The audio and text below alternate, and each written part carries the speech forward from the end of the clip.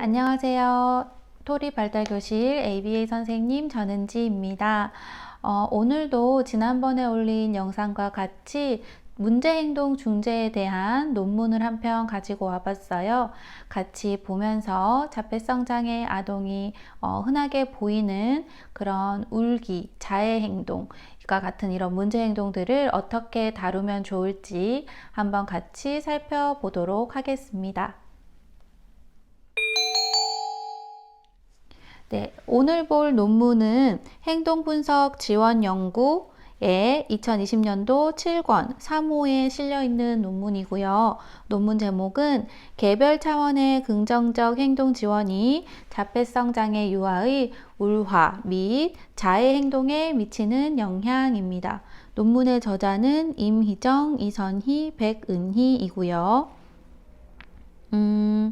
일단은 연구 대상이 통합 어린이집에 다니고 있는 자폐성 장애 유아라는 점에서 사실 제가 자폐성 장애가 있는 유아들을 굉장히 많이 보고 있기 때문에 사실 제가 일상적으로 접하는 아이들이기도 하고, 그리고 울화, 자기를 때리는 것 같은 자해 행동, 이런 문제들을 상당히 많이 보고 있는 편이에요. 그래서 저도 공부할 겸, 그리고 부모님들도 집에서 어떻게 중재를 하면 좋을지, 어린이집 교사 선생님들께서도 이런 아이들을 맡으셨을 때 어떻게 대처를 하면 좋을지 같이 공부를 해봤으면 합니다.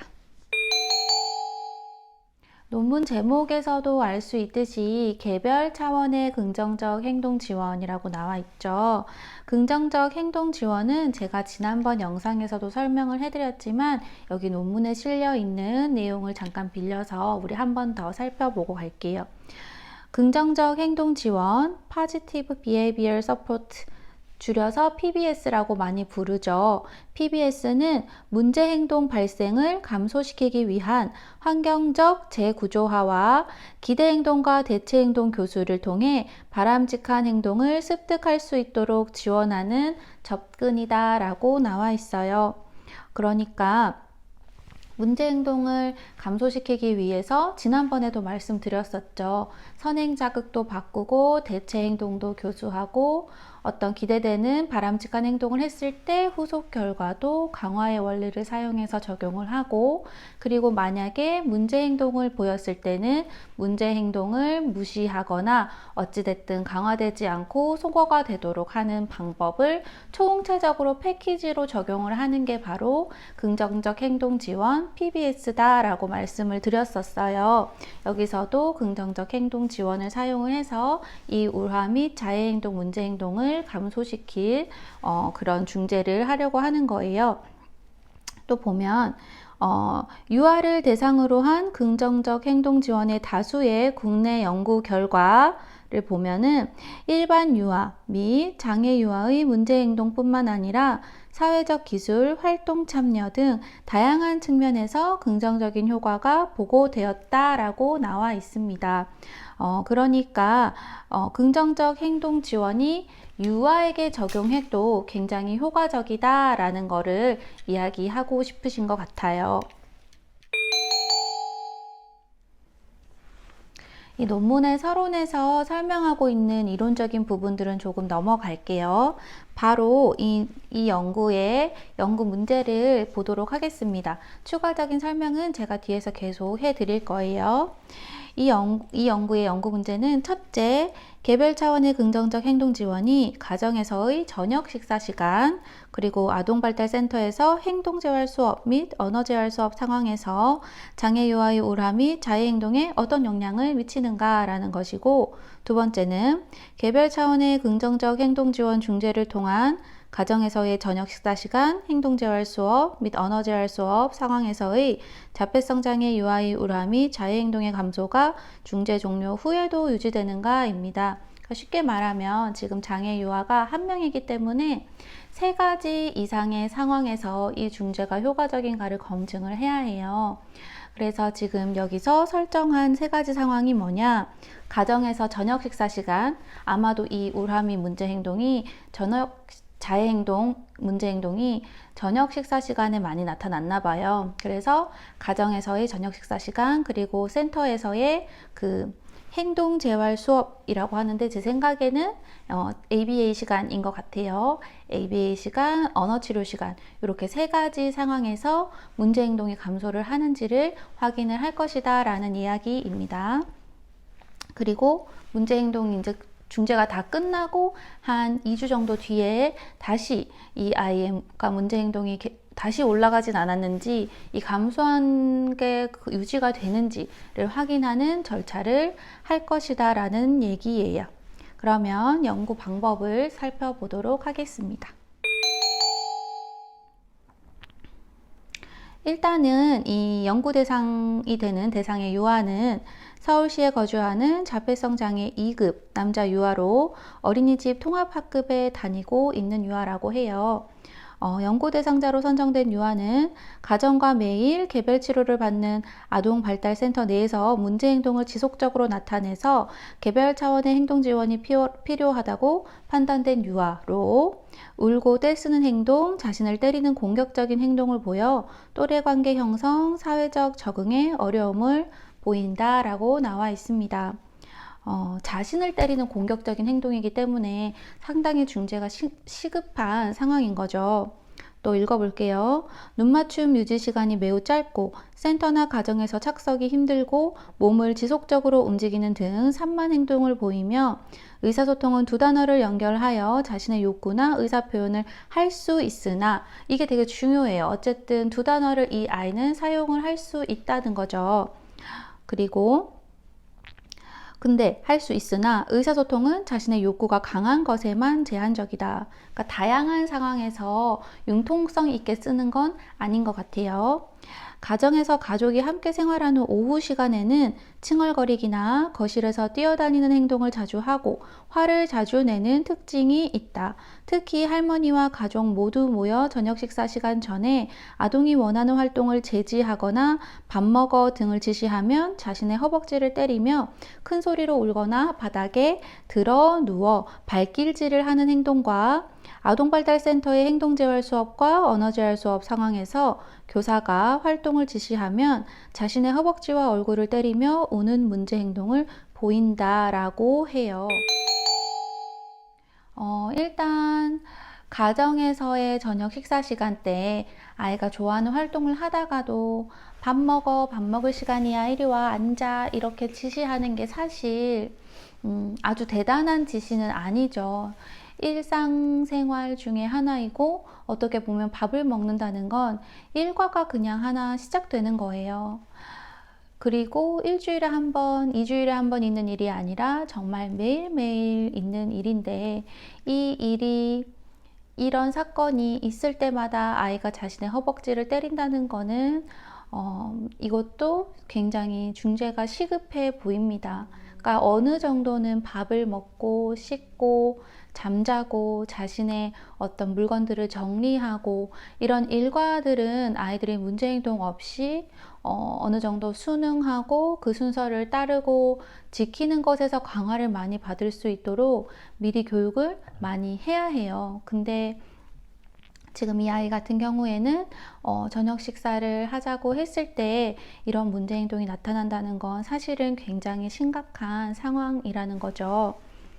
그리고 지금 치료실을 갔을 때도 선생님이 어떤 활동을 하자고 하고 지시를 했을 때 문제 행동을 일으키고 있어요. 어쨌든 치료실에 간다는 거는 자기가 하지 않던 새로운 행동을 배우고 학습하는 공간이기 때문에 거기서 문제 행동이 일어나고 기본적으로 선생님의 지시를 따르지 않으면 아이가 그 문제 행동으로 인해 자신의 학습을 방해를 하고 방해받는다는 거거든요.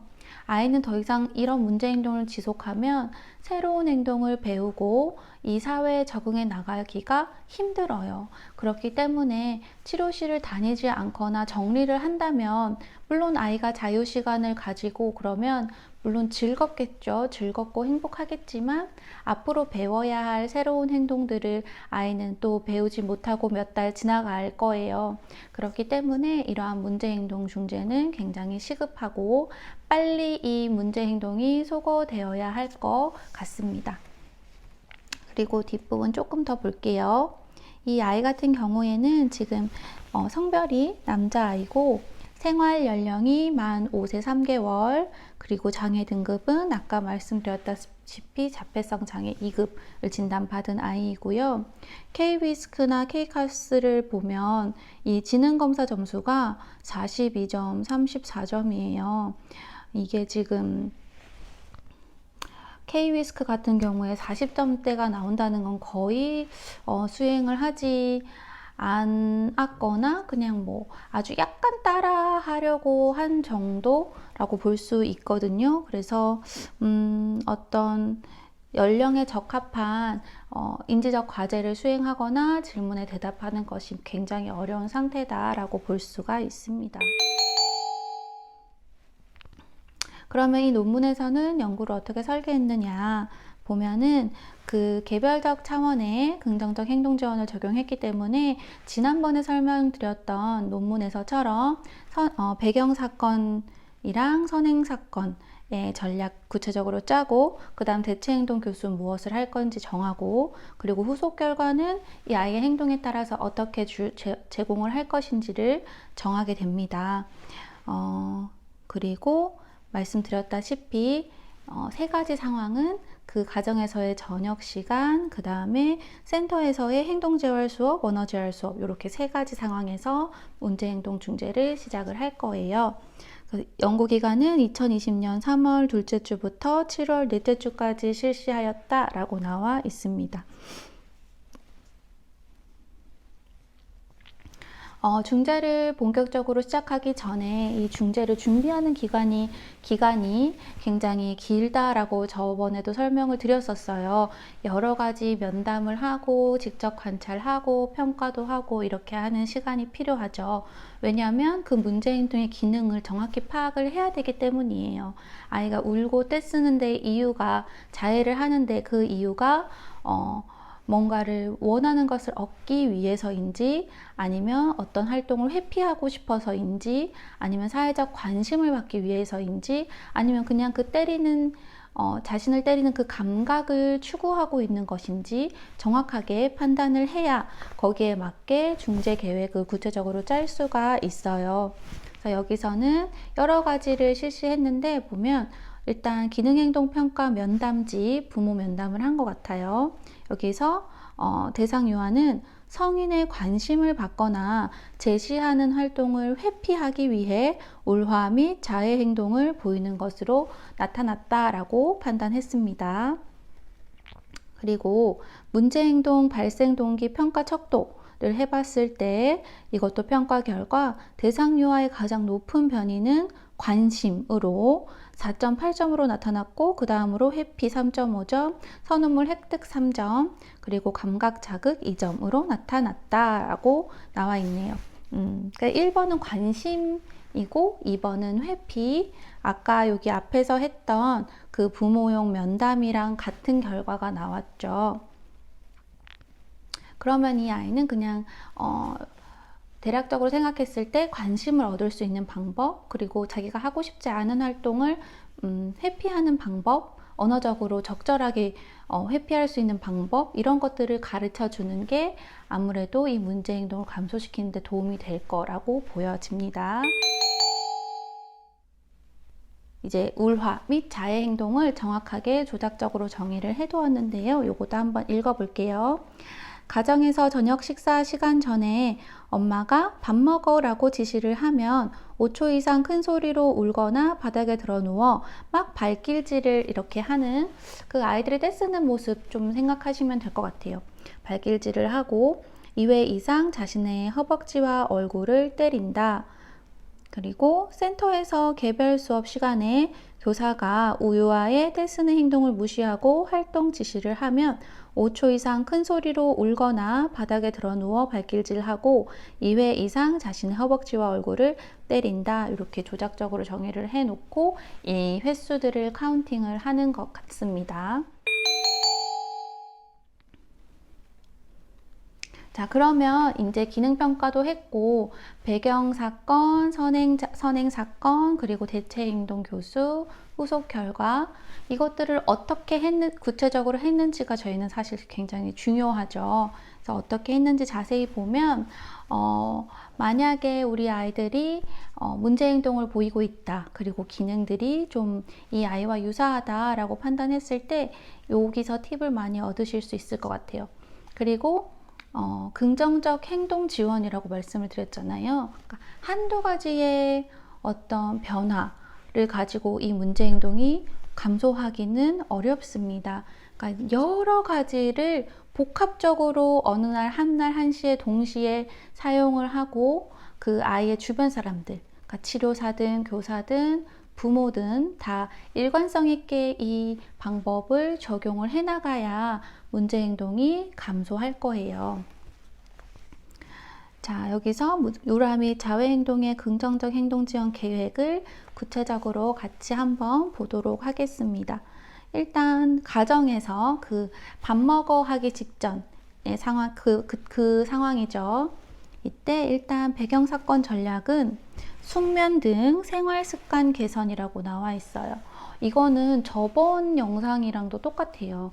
아이가 잠을 잘 자지 못하면 문제 행동이 더 심하다고 여기도 나와 있거든요. 요 뒷부분에 나와 있었는데, 그러니까 숙면을 취할 수 있도록 그 부모님에게 알림을 적어서 드렸다고 해요. 그래서 아이가 좀 우리 성인들도 그렇잖아요. 배가 고프거나 뭔가 잠을 전날 못 자거나 하면 더 예민해지고 괜히 짜증 안 낼 일도 짜증을 내게 되고 그럴 수 있기 때문에 아이들도 최대한 좀 잘 자고 잘 먹고 배변도 잘 할 수 있는 환경을 일단 만들어 줘야 돼요. 그리고 선행사건 전략으로는 식사하기 전에 사전 예고하기. 이건 제가 자세히 봤더니 식사 시간 3분 전, 2분 전, 1분 전에 이제 미리 식사할 거야. 이따가 저녁 먹을 거야 하고 아이가 하던 활동이 갑자기 중단되지 않고 조금 미리 마음의 준비를 할 수 있도록 시간을 주는 거예요. 그리고 선호 음식이나 반찬 선택 기회 제공하기라고 나와 있어요. 그러니까 아이가 밥을 먹 때 뭐 반찬을 선택할 수 있거나 음식을 선택할 수 있도록 했다는 거고, 이 선택 기회 제공하기도 지난 영상이랑 마찬가지로 그 지난 영상에서 그 초등학교 2학년 아이도 학교에서 문제 행동을 일으켰는데 그때 아이가 수업 시간에 너 무슨 학습지 할래? 무슨 활동 할래? 하고 2가지 정도를 항상 선택할 수 있도록 제시를 해줬었어요. 그래서 아이가 선택하면 그거를 할 수 있도록 했는데 이 아이도 똑같아요. 음식도 그냥 주어진 걸 먹는 게 아니라 그나마 그 중에서도 아이가 어떤 걸 스스로 선택해서 참여도를 더 높이는 거죠. 그리고 먼저 식사를 하면 아동이 선호하는 동영상을 볼 수 있다고 상기시켜 줍니다. 그러니까 이 아이 같은 경우에는 2단어로 자신의 요구도 표현할 수 있는 아이였어요. 그렇기 때문에 미리 인지적으로도 약간 접근을 한 것 같아요. A 하면 그 다음에 너 B 할 수 있어 하고 B에 굉장히 아이가 좋아하는 선호물을 제시를 조금 해주는 거죠. 그래서 아이가 밥을 먹는 데 대한 동기가 좀 올라갈 수 있도록 도와주는 거예요. 그리고 대체행동 교수 전략으로는 모델링을 통한 바르게 앉아 식사하기를 지도했고, 의사소통 기술로 언어적 표현하기도 가르치고, 팩스를 이용해서 메뉴판에 선호 음식을 선택해서 요구하기 기술을 가르쳤다라고 나와 있습니다. 이 3가지를 모두 다 따로 시간을 마련해서 교수를 한 거예요. 그러니까 식사 시간이 시작되고 끝날 때까지 뭔가 하는 게 아니라 그 시간 이외에 따로 시간을 내서 이 아이가 바르게 앉아서 식사하는 것에 대해서도 배우고, 그리고 자기가 뭐 이건 먹기 싫어요 하고 말로 표현할 수 있는 것도 따로 가르치고, 그리고 메뉴판에서 팩스, 그림 교환하는 거 있죠. 거기서 뭐 자기가 이거 먹고 싶어요 하면 그 사진을 떼서 뭐 선생님에게나 부모님에게 제시를 한다든지 이런 교수하는 시간을 따로 다 가졌다는 거, 이게 굉장히 중요하고, 그리고 후속 결과 전략을 보면 유아 스스로 식사를 하면 즉각적인 칭찬과 관심을 제공하고 언어적 의사소통 표현 시 표현한 결과를 제공한다. 그러니까 좋거나 싫거나 표현을 하면 싫다고 했을 때, 아니야 라고 했을 때 어쨌든 부모가 울기나 자해행동 대신에 아니라고 말로 예쁘게 표현을 했으면 그걸 들어줘야 돼요. 아니야 그래도 밥 먹는 거야 하고 밥을 먹이는 게 절대로 아니에요. 지금은 일단은 문제행동 감소가 목표이기 때문에 아이가 싫어요 안 먹어요 하면 그날은 안 먹게 해줘야 되는 거예요. 그리고 문제행동 시 무시 및 바람직한 행동 상기, 음식 사진 선택 시 선택한 음식 제공하기, 이런 식으로 해서 대체행동 교수를 했으면 또 거기에 맞게 후속 결과도 그 식사 시간에 잘 적용을 해 주어야 됩니다. 그리고 센터에서 상황도 한번 보겠습니다. 배경사건 전략으로는 센터 수업 시작 10분 전에 도착하기를 요청했다고 나와 있어요. 이거는 뒤에 제가 읽어보니까 아이가 급하게 막 시간에 쫓겨서 센터에 도착하자마자 치료실에 들어가면 막 울거나 자해행동이 더 심했다고 해요. 그래서 미리 센터에 와서 이 아이가 조금 있으면 수업이 시작될 거라는 그런 마음의 준비를 할 수 있도록 약간의 적응 시간을 주는 거죠. 그리고 선행사건 전략으로는 수업 시간 전에 사전 예고하기, 이거 식사 시간 전에 사전 예고하기랑 비슷하죠. 수업 시작하기 5분 전에 선생님이 잠깐 나와서 뭐 수업 시작할 거야 이따가, 그리고 3분 전에 또 와서 얘기해주고 1분 전에 와서 또 얘기해주고, 이런 방법을 썼다고 합니다. 또 울지 않을 때 교사가 먼저 관심 제공하기. 수업 시간 중에 분명 자해 행동을 하지 않고 울지 않는 시간들이 있을 거예요. 그런 시간들을 잘 포착해서 선생님이 한두 번 더 칭찬을 해주는 거죠. 그리고 먼저 선호 과제 활동 선택하기. 여기도 마찬가지로 활동을 이 아이가 선택할 수 있도록 선택 기회를 제공했어요. 대체행동 교수 전략으로는 모델링을 통한 도와주세요 의사소통 기술을 교수했고 모델링을 통한 선택하기 기술을 교수했다고 나와 있습니다. 기본적으로 이 아이는 모델링, 누군가를 보고 따라하는 것을 통해서 배우는 그런 능력을 갖추고 있는 아이인 것 같아요. 도와주세요도 가르치고 그리고 선택하기도 가르쳤네요. 후속 결과 전략으로는 유아 스스로 과제를 하면 즉각적인 칭찬과 관심 제공, 언어적 의사소통 시 선호물 즉각 제공, 아니라고 의사표현 시 해당 과제를 미뤄두고 새로운 과제 재선택 기회 주기. 아니라고 의사표현을 하면 진짜 아이의 의견을 수용을 해주는 거예요. 또 다른 거, 그럼 다른 거 선택해보라고 이렇게 한 것 같아요. 과제물 선택 시 즉각적인 언어적, 사회적 강화와 함께 해당 과제 제공. 그리고 문제 행동 시 무시 및 바람직한 행동 상기. 사실 이 근본적인 원리들은 지난번 영상에서 설명드렸던 거랑 비슷해요. 문제 행동했을 때는 무시하고 그 행동을 유지시켰던 강화와의 연결고리를 끊어서 이 문제 행동을 소거를 하되 이 문제 행동과 똑같은 기능을 가진 다른 행동을 교수를 하고 아이가 수업 시간 중에나 식사 시간 전에 그런 적절한 행동을 했을 때 이것에 대해서 굉장히 큰 강화를 제시한다라는 거예요. 자, 그러면은 이제 이렇게 행동 지원을 했을 때 결과가 어땠는지가 굉장히 궁금하죠. 같이 그래프를 보도록 하겠습니다. 제일 위에 있는 게 저녁 식사 시간이에요. 일단 기초선 때, 그러니까 중재를 시작하기 전에 이제 울화 및 자해 행동을 측정을 했을 때 이게 지금 행동 발생률이기 때문에 퍼센테이지로 보면 되거든요. 기초선에서 거의 80%의 시간을 이 아이는 울기와 자해 행동으로 보냈어요. 진짜 심각한 상태였네요. 그런데 중재를 시작하자마자 40% 정도로 떨어져서 회기가 14, 15, 16, 17 지나갈수록 쭉 떨어져요. 거의 10% 안쪽으로. 마지막엔 거의 0%인 것 같아요. 거의 다 없어졌고, 이제 유지는 이 종료 후 2주 뒤거든요. 그러니까 따로 중재를 하지 않은 상태에서 2주가 흘렀을 때 또 문제 행동이 나타나지 않고 유지가 되었다라는 의미예요. 그리고 행동 재활 시간을 두 번째 그래프를 보면 이때도 처음에 기초선 단계에서는 문제 행동의 발생률이 거의 70% 이상, 70에서 90% 사이였어요. 근데 시간이 지나가면서 이것도 20% 이하로 확 줄어들었죠. 그리고 마지막에 유지 단계까지 가면 거의 0%고요. 그리고 세 번째 언어 재활 시간을 보면 이때도 문제 행동 발생률이 70% 이상이었다가 중재가 시작된 이후로 20%, 30%, 40% 약간 올라가기도 했지만 이건 이유는 뭔지 잘 모르겠지만 다시 쭉 감소해서 마지막에는 거의 0%까지 갔습니다.